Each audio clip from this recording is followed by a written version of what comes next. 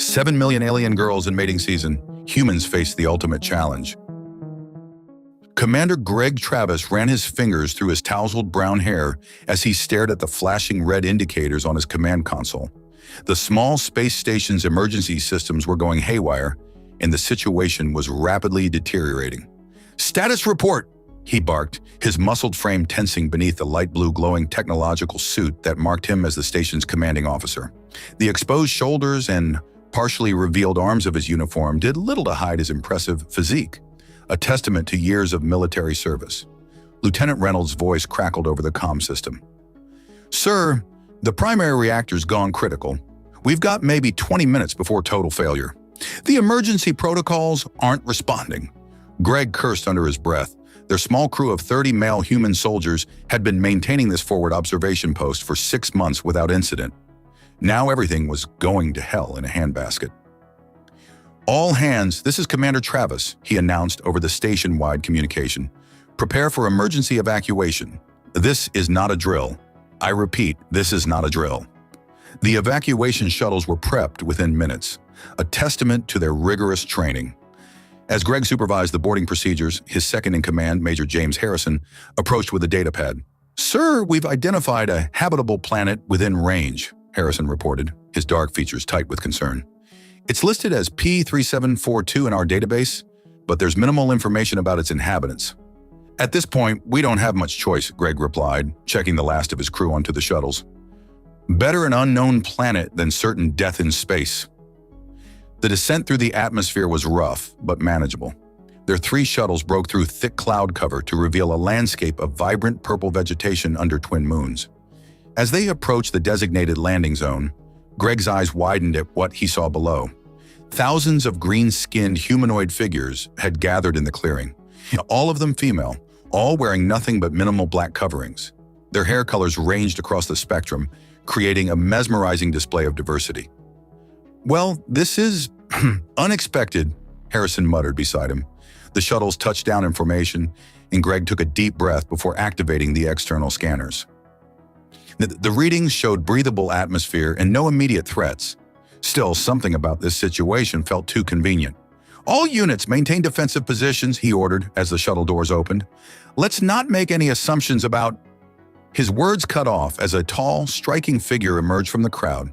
Unlike the others, she wore elaborate, decorative patterns across her green skin, and her long silver hair seemed to shimmer in the alien sunlight. She carried herself with undeniable authority. "Welcome, human warriors," she called out in perfect English, her voice carrying across the clearing. "I am Queen Illyria of the Verdant Sisterhood. You've arrived at a most fortuitous time." Greg stepped forward, his tactical training warring with diplomatic necessity.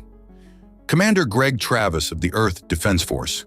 We apologize for the unexpected intrusion. Our station suffered a catastrophic failure." Queen Illyria's lips curved into what could only be described as a predatory smile. "There are no accidents in the cosmos, Commander. Your arrival may be precisely what my people need." As if to emphasize her point, the assembled crowd of green-skinned women moved closer, their eyes fixed on Greg and his men with unmistakable interest. The commander noticed his troops shifting uncomfortably under the intense scrutiny. "My queen," a smaller alien female with deep purple hair, stepped forward. "The readings confirm it. They're all male." The queen's smile widened. "Perfect. Commander Travis, your arrival coincides with our most pressing crisis. Our species faces extinction due to a unique biological limitation. We can only produce female offspring through our natural reproduction cycle." Greg felt a sudden headache coming on. He'd heard stories about situations like this, but he'd always dismissed them as space sailors' tales. "And I assume you have a proposal?" "Indeed." Queen Illyria moved closer, her height matching his own, unusual among her kind. "We offer you and your men sanctuary, all the resources you need to repair your vessels, and—" She paused meaningfully. "The opportunity to help save an entire species. By breeding with your people," Greg stated flatly. "By becoming honored members of our society," she corrected smoothly, "with full diplomatic status and all associated privileges." Before Greg could respond, Harrison stepped forward. "Sir, we should discuss this privately." The Queen gestured gracefully. "Of course. We have prepared appropriate accommodations. Please follow me." As they walked toward a massive crystal structure that seemed to grow from the ground itself, Greg couldn't shake the feeling that their reactor failure might not have been entirely accidental. The way Queen Illyria kept glancing at him with those intense amber eyes suggested she had plans of her own. The Crystal Palace's interior was a maze of iridescent corridors that seemed to pulse with their own inner light. Commander Greg Travis followed Queen Illyria through the winding passages, increasingly aware of the curious glances from the green-skinned attendants they passed. "Your quarters have been prepared in the diplomatic wing," the Queen explained, her silvery hair catching the ambient light. "We've attempted to accommodate human comfort requirements, though you'll find our customs different." Major Harrison cleared his throat. "Different how exactly?" A small smile played across Illyria's lips. "For instance, our society considers it highly inappropriate for males to walk unescorted in public spaces. It's for their protection, you understand." Greg raised an eyebrow. "Protection from what?" "From themselves, primarily," another voice chimed in. A tall alien woman with emerald hair stepped out from a side corridor. She wore elaborate markings that identified her as part of the Queen's inner circle. "I am First Advisor Lanira, and you must be the fascinating humans everyone's talking about." "Fascinating," Harrison muttered under his breath. "Indeed," Lanira continued, her eyes lingering on Greg's exposed shoulders. "We've never encountered a species with such a high proportion of males. It's quite extraordinary." Greg felt the temperature in the corridor rise several degrees. The way these women looked at them reminded him of hungry predators eyeing their prey. He needed to establish some boundaries and fast. "While we appreciate your hospitality," he said firmly, "my men are trained soldiers and not breeding stock." Queen Illyria's expression softened. "Of course, Commander. We would never suggest anything so crude. However, you must understand, our entire civilization stands on the brink. The ability to produce male offspring would revolutionize our society. And save us from extinction," Lanira added pointedly. They arrived at a massive door carved with intricate patterns. Inside, a spacious chamber awaited them, decorated in shades of blue and green. Multiple sleeping areas were arranged around a central gathering space. "These will be your private quarters," Illyria explained. "You'll find everything you need here. However," she paused, choosing her words carefully, "I must insist that you accept personal guards." "Guards or handlers?" Greg challenged, crossing his arms. The Queen's amber eyes sparkled with amusement. "Both, perhaps. The mating season begins in 3 days, Commander. My people are passionate by nature. Without proper protection, your men might find themselves overwhelmed by enthusiastic suitors." Harrison paled slightly. 3 days? And how long does this season last?" "Approximately 2 Earth months," Lanira supplied helpfully, "though the most intense period is the first 2 weeks. Greg pinched the bridge of his nose. "And I assume this is why the corridors are filled with females wearing what appears to be minimal clothing?" "Oh no," Illyria laughed musically.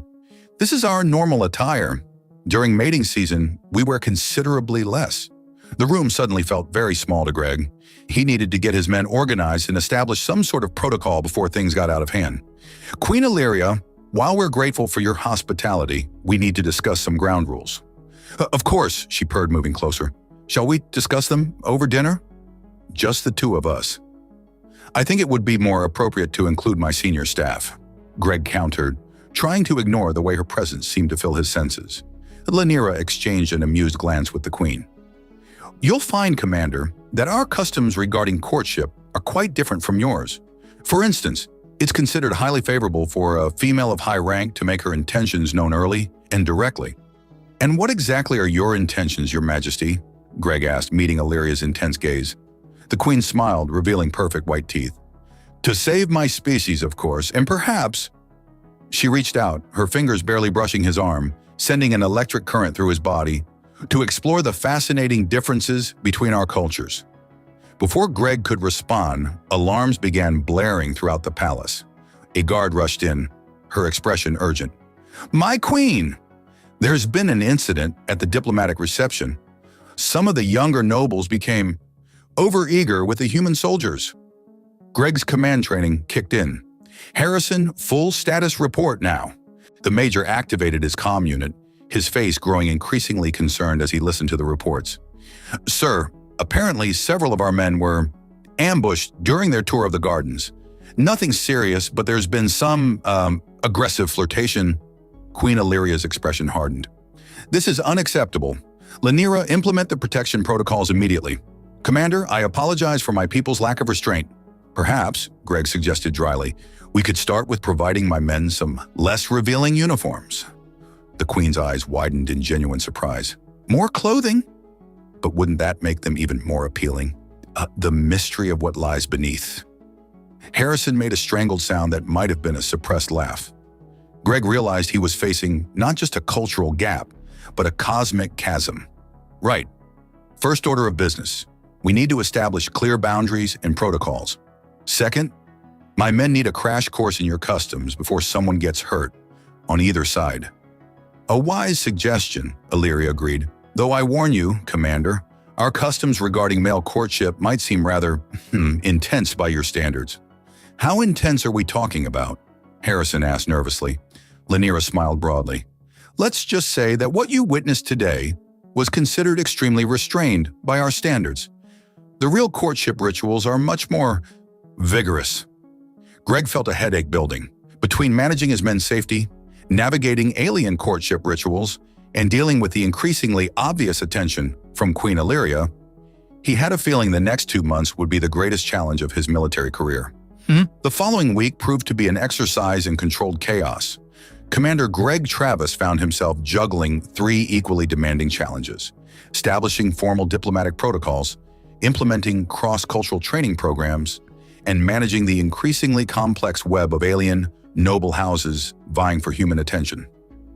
The morning began with Greg reviewing reports in the Crystal Palace's diplomatic chamber, now converted into a makeshift command center. The room's iridescent walls reflected the early light of twin suns, casting rainbow patterns across his interface screen. The noble houses are getting restless, Major Harrison reported, looking somewhat disheveled. House Emerald has formally requested courtship rights to Lieutenant Reynolds, and House Sapphire is demanding equal access to our engineering team. Greg sighed, running a hand through his tousled hair. And how are the training sessions going? Interesting, to say the least, Harrison replied with a wry smile. We've managed to teach our alien guards about personal space, but they seem to think a 2-inch buffer zone is more than generous. Before Greg could respond, Queen Illyria swept into the room, her presence immediately commanding attention. She wore her ceremonial markings, indicating this was an official visit, though her eyes held a distinctly unofficial warmth when they met his. Commander, I trust you're finding our accommodations satisfactory? She asked, her melodious voice carrying subtle undertones that made his pulse quicken. The accommodations are fine, Your Majesty. It's the cultural integration that's proving challenging. He gestured to his screen. We've had 17 incidents of what my men call enthusiastic appreciation in the past 3 days alone. Lanira, who had entered behind the Queen, looked puzzled. But none of your men were harmed. In fact, according to our observers, their physiological responses indicated quite the opposite. Harrison coughed discreetly. Ma'am, human males generally prefer a more gradual approach to courtship. How fascinating, Queen Illyria purred, moving closer to Greg's desk. Perhaps you could demonstrate these human courtship rituals, for diplomatic purposes, of course. Greg felt the temperature in the room rise several degrees. Perhaps we should focus on the immediate concerns. The mating season begins tomorrow, and we need to establish clear guidelines. Indeed, Lanira interjected, producing a holographic display. We have analyzed your proposed protocols and made some adjustments based on our biological imperatives. The display showed a complex chart of color-coded zones throughout the palace and surrounding city. The green zones indicated areas where human males could move freely, yellow zones required escorts, and red zones were strictly off-limits during the mating season. We've also implemented a registration system for potential mates, Lanira continued. Each noble house may formally declare interest in specific human males, who then have the right to accept or decline. And what about the Queen's interest? Greg asked directly, meeting Illyria's intense gaze. The room fell silent. Even Harrison seemed to hold his breath. Illyria's lips curved into a smile that managed to be both regal and seductive. My interest, Commander, is both personal and political. Our scientists believe your genetic compatibility is exceptionally high. And as queen, I must consider the future of my species. And the fact that you haven't stopped flirting with me since we landed? Is that not how human males prefer to be courted? She countered smoothly. Gradually, as your major suggested. Before Greg could formulate a response, alarms blared throughout the palace. A guard captain burst into the room, her expression urgent. My queen, Houses Emerald and Sapphire have declared formal competition for the human engineers. They're demanding a traditional challenge of worth. Greg groaned. Please tell me that doesn't involve what I think it does. Lanira looked almost gleeful. Oh, but it does, Commander. The houses will compete for courtship rights through feats of strength, skill, and seduction. It's quite traditional. Absolutely not, Greg stated firmly. My men are not prizes to be won in some alien courtship game. Actually, sir, Harrison interjected carefully, Lieutenant Reynolds and the engineering team have expressed interest in participating. They view it as a unique opportunity for cultural exchange. Queen Illyria's eyes sparkled with amusement. You see, Commander? Your men are adapting to our ways more quickly than you might think. Perhaps it's time you did the same? The implications of her words hung in the air between them. Greg knew he was fighting a losing battle against not just alien customs, but his own growing attraction to this fascinating creature who managed to be both imperious queen and alluring woman. Fine, he conceded, but we do this by the book. Establish clear rules, safety protocols, and most importantly, everything must be consensual. Of course, Illyria agreed, her fingers brushing his arm as she reached for the display controls. And though I should warn you, Commander, our definition of consent might be more enthusiastic than you're used to. The next few hours were spent drafting what would later be known as the Human Verdant Courtship Accords, a document that attempted to bridge the vast gulf between human sensibilities and alien passion. As Greg worked alongside Queen Illyria, he couldn't help but notice how their hands would occasionally brush, how her scent seemed to fill his senses, how her presence made the air itself feel charged with electricity. The grand arena of the Crystal Palace blazed with bioluminescent light as thousands of green-skinned spectators filled the terraces. Commander Greg Travis stood at the Royal Observation Platform, trying to maintain his professional composure despite Queen Illyria's intoxicating proximity. The challenge of worth is one of our most sacred traditions, she explained, her silver hair catching the ethereal light. Each house will demonstrate their worthiness through 3 trials, mind, body, and heart. Greg watched as Lieutenant Reynolds and the engineering team were escorted to their designated area, each man looking both nervous and excited. And you're certain this is safe? Perfectly, Lanira assured him from her position nearby, though I should mention that the heart trial traditionally involves rather intimate demonstrations of attraction. Harrison, who had been quietly observing, suddenly choked on his drink. Intimate? Nothing inappropriate. Queen Illyria smiled, her fingers brushing Greg's arm in what had become a familiar gesture. Just passionate displays of devotion and desire. Your men seem quite eager to participate. Indeed, Reynolds was already engaged in animated conversation with representatives from House Emerald, his natural Latino charm seemingly transcending species barriers. The alien women, their green skin adorned with elaborate patterns, were clearly captivated. Let the challenge begin, a herald's voice boomed across the arena. The mind trial came first. To Greg's surprise, it involved complex technological problems that each house had to solve collaboratively with their chosen human partners. The engineering team's expertise combined with alien technology created spectacular results, drawing gasps and cheers from the crowd. Your species has such fascinating approaches to problem solving, Illyria observed, leaning close enough that her scent, something like exotic flowers in spring rain, filled Greg's senses. So creative, so unexpected. The body trial proved more physically demanding. Houses Emerald and Sapphire demonstrated their strength and agility through elaborate dance-like combat routines, each movement designed to showcase their physical compatibility with their potential mates. Your Majesty, Greg said, noting how some of the displays were becoming increasingly suggestive. Perhaps we should establish some boundaries.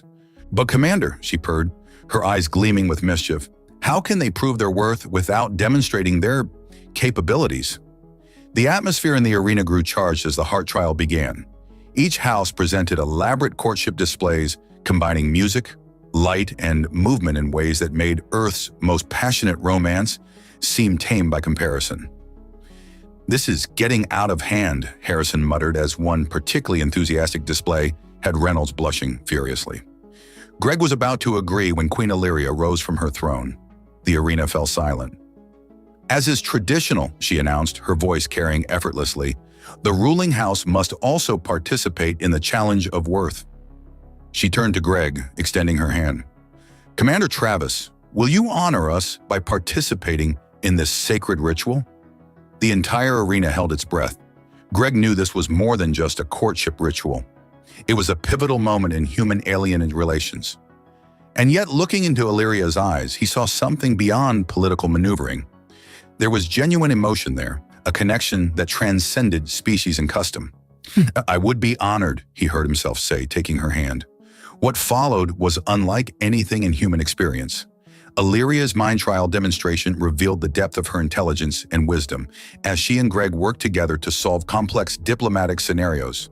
Their natural synchronicity drew murmurs of approval from the crowd. The body trial saw them moving in perfect harmony through traditional verdant combat forms, their movements becoming increasingly intimate without ever crossing the boundaries of propriety. Greg found himself responding to Illyria's grace with an instinctive understanding that surprised them both. But it was the heart trial that truly captured the audience's attention. Instead of the elaborate displays of the other houses, Illyria simply approached Greg, her eyes never leaving his. "My people believe that true worth is revealed in moments of pure honesty," she said, her voice soft but carrying to every corner of the arena. "I could demonstrate my desire through grand gestures, but instead I offer you truth. You fascinate me, Greg Travis. Your strength, your honor, your very humanity calls to something deep within me." Greg felt the weight of thousands of eyes upon them, but in that moment, only Illyria existed. "Your Majesty," "Illyria," she corrected gently. "In this moment, I am simply Illyria." Their connection was palpable, filling the arena with an energy that had nothing to do with alien biology and everything to do with the universal language of attraction. When their hands met, the crowd erupted in approval. The weeks following the challenge of worth brought unprecedented changes to both human and verdant societies. The Crystal Palace buzzed with activity as formal unions between the species began to take shape, each following the newly established protocols while maintaining the passionate nature of verdant traditions. Greg found himself spending increasingly intimate moments with Queen Illyria in her private gardens, where bioluminescent flowers pulsed in rhythm with their heartbeats. Their connection had grown beyond mere physical attraction into something deeper, more profound. "Your people continue to amaze us," Illyria said one evening, her silver hair reflecting the garden's ethereal light. "Lieutenant Reynolds and House Emerald have already reported positive genetic compatibility results." Greg smiled, remembering the excitement that had rippled through the palace at the news. "He's practically glowing, though I suspect that has as much to do with his new mate as the scientific breakthrough. And what about you, my dear commander?" Illyria moved closer, her presence sending electricity through his veins. "Are you ready to explore our own compatibility?" The air between them crackled with unspoken desire. Their courtship had been a dance of increasing intimacy, each step bringing them closer to the inevitable union that both desired, but neither had rushed. "The medical teams have confirmed our genetic markers are exceptionally well matched," she continued, her fingers tracing patterns on his arm. "But more than that, I find myself drawn to you in ways I never expected. Your strength, your honor, your very humanity calls to me." Greg caught her hand, bringing it to his lips. "I feel it too. This connection goes beyond duty or diplomacy." Their first kiss was like touching a live wire, sending sparks of pleasure through both their bodies. The garden's flowers blazed brighter, responding to their combined energy. Meanwhile, throughout the palace, other relationships were blossoming. Harrison reported that the integration of human verdant couples was proceeding smoothly, though with some amusing cultural misunderstandings. House Sapphire's engineers have developed a new hybrid technology, he explained during a morning briefing, trying to maintain his professional demeanor despite the obvious love bite on his neck. "They're calling it a passion resonance field. Apparently, it enhances emotional connections while maintaining physical safety during intimate moments." Lanira, who had become an unofficial liaison for human-verdant relations, added her own observations. The genetic compatibility rates are exceeding all expectations. We've already recorded several successful pregnancies among the noble houses. The news sent ripples of excitement through both communities.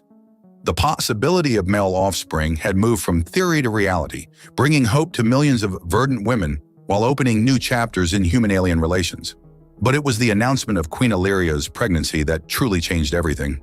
The palace physicians confirmed it one morning after a particularly passionate night between the royal couple, a night where their emotional and physical connection had reached new heights of intensity.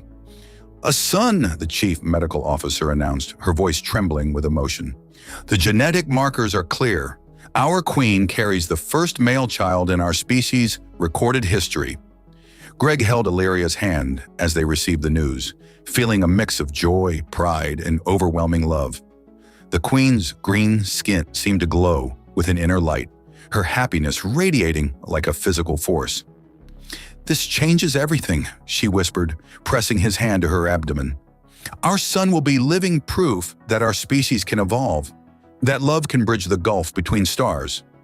The celebration that followed was unlike anything in either human or verdant history. The Crystal Palace erupted in a display of light and color that could be seen from orbit, as millions of verdant women rejoiced at the dawn of a new era. Lieutenant Reynolds, now formally bonded with his House Emerald mate, organized a human-style celebration, complete with earth music and dancing. The sight of green-skinned aliens attempting to master the salsa alongside their human partners would have been comical if it wasn't so touching. "We never expected this," Harrison admitted during a quiet moment. "When our station malfunctioned, we thought we were facing disaster. Instead, we found love, purpose, and a whole new future for two species."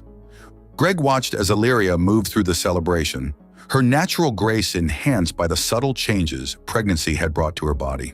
Their eyes met across the crowded room, and the connection between them flared like a supernova. "Love," he mused, "finds a way across the universe." As Queen Illyria's pregnancy progressed, the Crystal Palace underwent a remarkable transformation. Traditional verdant birthing chambers were modified to accommodate human genetic influences, while new hybrid ceremonies emerged to celebrate the blending of both cultures. Greg found himself at the center of these changes, both as the future father of the first male verdant child and as a symbol of successful human-alien integration. The sight of his pregnant queen, her green skin glowing with an inner radiance, filled him with profound joy and pride. "The ancient birthing rituals must be adapted," Lanira explained during a council meeting, her own relationship with a human engineer having given her unique insights. "Our traditional ceremonies never accounted for male children." Harrison, now formally bonded with a member of House Sapphire, contributed his own observations. "We're seeing fascinating cultural syntheses across all levels of society. The passion resonance fields have evolved into something entirely new, a blend of human emotional depth and verdant sensual awareness." The meeting chamber hummed with energy as representatives from various houses shared their experiences. Lieutenant Reynolds and his Emerald mate had pioneered new bonding ceremonies that honored both human and verdant traditions, creating rituals that celebrated the unique nature of their unions. "The physical compatibility between our species continues to amaze our scientists," a medical officer reported, her green skin flushing darker with excitement. "The human capacity for emotional bonding seems to enhance genetic transfer rates, leading to unprecedented success in producing male offspring." Greg felt Illyria's hand squeeze his under the table. Their own passionate connection had grown stronger throughout her pregnancy, their bond deepening with each passing day.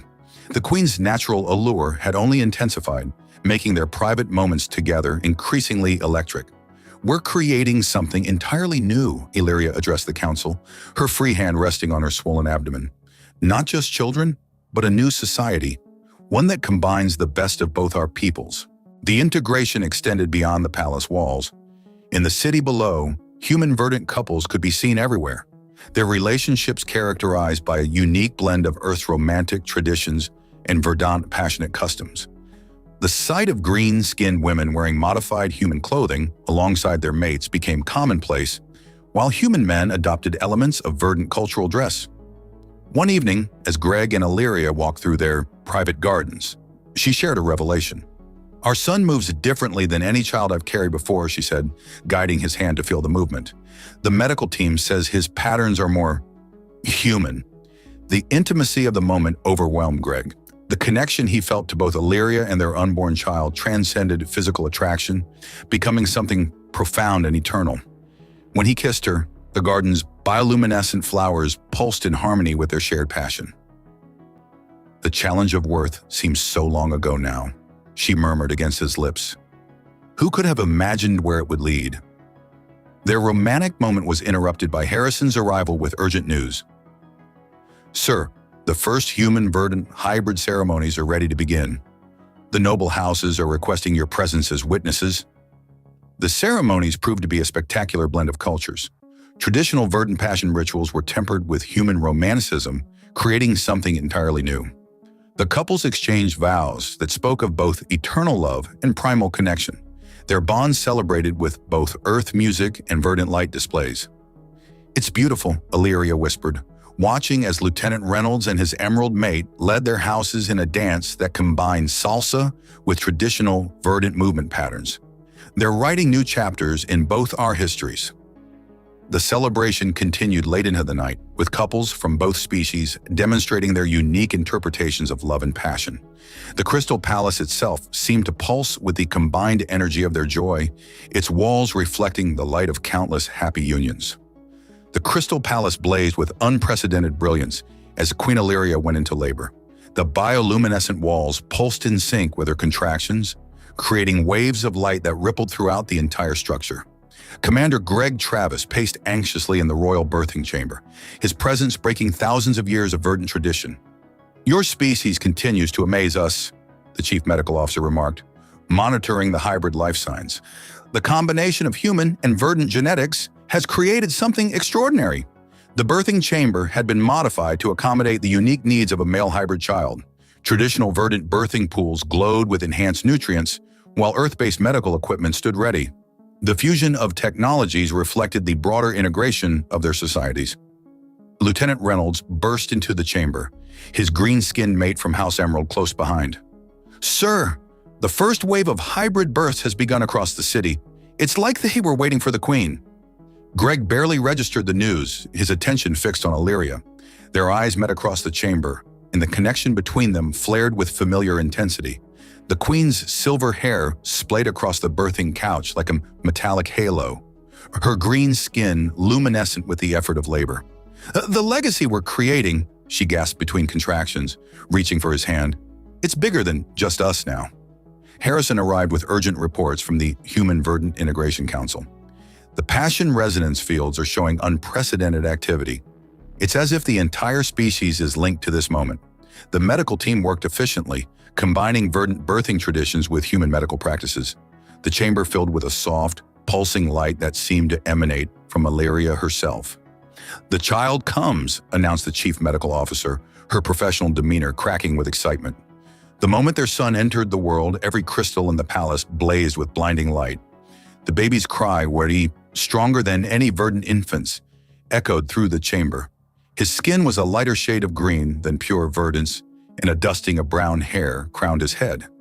He's perfect, Illyria whispered, tears of joy streaming down her face as she cradled their son. Our little prince, our bridge between worlds. Greg felt overwhelmed by emotions he couldn't name as he gazed at his family. The love he felt for both Illyria and their son transcended any normal human experience, enhanced by the passion resonance field that had grown stronger throughout their relationship. We'll name him Eric, Illyria declared, her voice carrying the weight of royal proclamation, after your Earth's great unifier of peoples. Reports flooded in from across the planet. Other human verdant couples were experiencing their own moments of joy as more hybrid children entered the world. The proportion of male births exceeded all projections, promising a new balance for verdant society. Lenira, who had become the chief architect of their integrated future, presented the first draft of educational programs designed for hybrid children. They'll need both human and verdant wisdom to navigate their unique heritage. The following days saw a flurry of activity as both species worked to prepare for this new generation. The passion between human verdant couples seemed to intensify with parenthood, their bonds growing stronger through shared experience. It's fascinating, Harrison reported during a brief meeting in the royal nursery. The hybrid children show enhanced emotional capacity combined with verdant physical attributes. They're literally the best of both worlds. Greg watched as Illyria nursed their son, her natural allure undiminished by motherhood. If anything, their connection had grown stronger, deeper, more profound. The passion that had initially drawn them together had evolved into something that defied conventional understanding. "We need to establish new protocols," Lanira suggested, reviewing data on her tablet. The traditional, verdant methods of child-rearing never accounted for male offspring or hybrid genetics. 5 years after the historic landing, the Crystal Palace had become the heart of a thriving hybrid civilization. Young Prince Eric, now a precocious child with light green skin and his father's tousled brown hair, raced through the corridors alongside other hybrid children, their laughter echoing through the crystalline halls. Commander Greg Travis, now King Consort, watched from the royal balcony as the latest wave of human ships descended through the atmosphere. News of the successful human-verdant integration had spread across the galaxy, drawing thousands of willing human males seeking their own interspecies romance.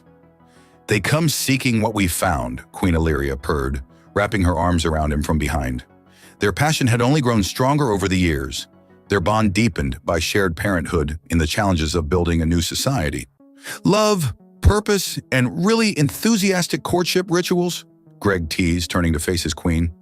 The sight of her still made his heart race, her natural allure enhanced by the confidence of successful leadership. Lieutenant Reynolds, now ambassador to Earth, approached with his own family. Twin hybrid daughters and a young son, all showing the distinctive mix of human and verdant features. The integration programs are exceeding all expectations. The Passion residence fields have evolved to accommodate the increasing number of cross-species couples. The Royal Gardens, once a private retreat, had become a symbol of their merged cultures. Human roses grew alongside bioluminescent verdant flowers, creating stunning light displays during evening courtship ceremonies. The air hummed with the energy of new relationships forming as fresh arrivals from Earth experienced their first encounters with eager verdant suitors. "Daddy!" Eric called, running up to Greg with a group of hybrid friends. "Can we watch the challenge ceremonies, please?" The traditional Challenge of Worth had evolved into a celebrated cultural festival, where new human arrivals could meet potential verdant mates in a structured, if still passionately charged environment. The addition of human romantic traditions had transformed it into something unique, a perfect blend of Earth's tender love and verdant sensual energy. "Your son shows remarkable leadership qualities," Harrison observed, now the chief coordinator of human verdant relations.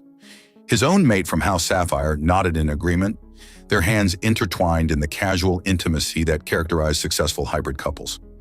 Lanira, who had married one of the original engineering team, presented her latest research. "The hybrid children are developing abilities we never anticipated. They possess both human emotional depth and verdant sensory awareness. They're literally evolving into a new species." The evening's celebration marked the 5th anniversary of the first hybrid burst. The Crystal Palace blazed with light as thousands of couples, both established and newly formed, gathered to commemorate their shared future. The sight of green-skinned, verdant women dancing with their human mates, while hybrid children played nearby, filled Greg with profound joy. "Remember when we first met?" Illyria whispered during a quiet moment. "You were so cautious, so proper. Who would have thought human restraint could be so stimulating?" Greg smiled, remembering their early courtship. "And who would have thought verdant passion could be so irresistible? We've created something extraordinary here. More than we imagined," she agreed, watching as Eric demonstrated to his friends how to activate the passion resonance fields, a skill that came naturally to hybrid children. "Our son represents hope for millions." The success of their union had indeed brought hope to the entire verdant species. The birth rate of male children had stabilized at 30%, creating a sustainable gender balance for the first time in their history. More importantly, the blending of human and verdant approaches to love and relationships had created a society that celebrated both passion and tenderness. "Earth's governments are proposing formal alliance treaties," Reynolds reported. "They're calling us the most successful first contact in human history." "Success measured in love," Harrison added, watching his own hybrid children playing with the young prince. and really enthusiastic diplomatic relations. As the celebration continued, Greg and Illyria slipped away to their private gardens where their romance had first blossomed. The queen's silver hair caught the light of the twin moons, her green skin glowing with the same allure that had first captured his heart. "We faced the ultimate challenge," Greg mused, pulling her close. 7 million passionate alien women in mating season. "And you handled it beautifully," Illyria finished, her eyes sparkling with both love and mischief. "Though I must say I'm glad you handled me most beautifully of all." Their kiss was witnessed only by the pulsing garden flowers, their passion still as strong as the day they met. Above them, more ships arrived from Earth, carrying new hope, new love, and new adventures for both species. In the end, what had begun as an emergency landing had transformed into humanity's greatest journey, not just to the stars, but to the heart of what it meant to love across the boundaries of species in space itself.